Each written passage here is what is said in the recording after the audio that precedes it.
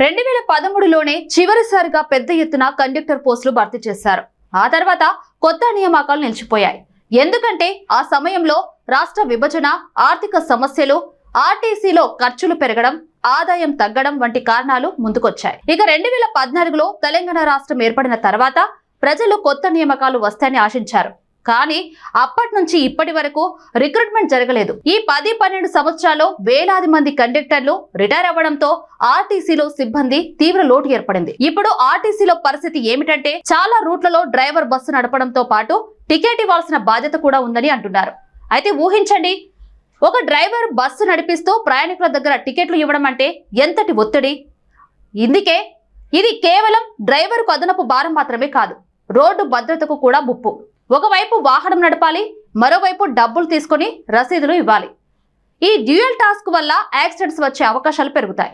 ఇంకా ప్రయాణికులు కూడా ఇబ్బంది పడుతున్నారు. అయితే టికెట్లు ఆలస్యమవుతాయి, చిన్న చిన్న వివాదాలు కూడా వస్తూ ఉంటాయి. ఇవన్నీ చూసిన ఆర్టీసీ అధికారులు ఇప్పుడు తక్షణమే కండక్టర్ నియామకాలు జరగాలని ప్రతిపాదించారు. అయితే ఇక్కడ ఒక పెద్ద ప్రశ్న, ఈ నియామకాలు నిజంగా ఎప్పుడు జరుగుతాయి? ఆర్టీసీ ఇప్పటికే 1500 పోస్టులు ప్రతిపాదనలు ప్రభుత్వంకి పంపింది. కానీ ఇప్పుడు కొత్త నియామకాలకు ప్రభుత్వ అనుమతి అత్యవసరం.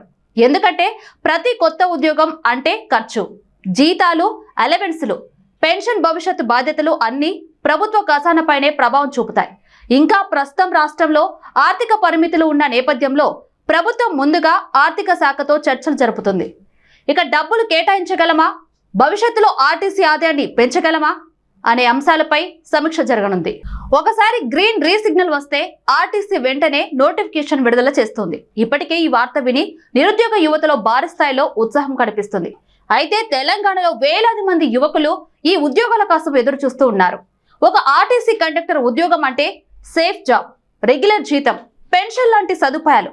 గ్రామీణ పట్టణ ప్రాంతాల్లో నిరుద్యోగులకు ఇది ఒక బంగారు అవకాశం.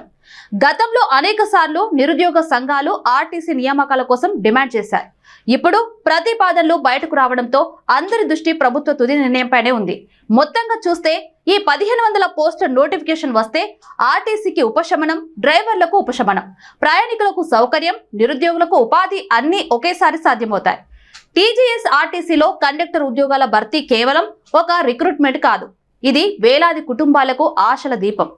12 సంవత్సరాలుగా ఎదురు చూస్తున్న నియామకాలు ఒకవేళ నిజమైతే ఇది తెలంగాణ నిరుద్యోగ యువతకు ఒక శుభవార్త అవుతుంది.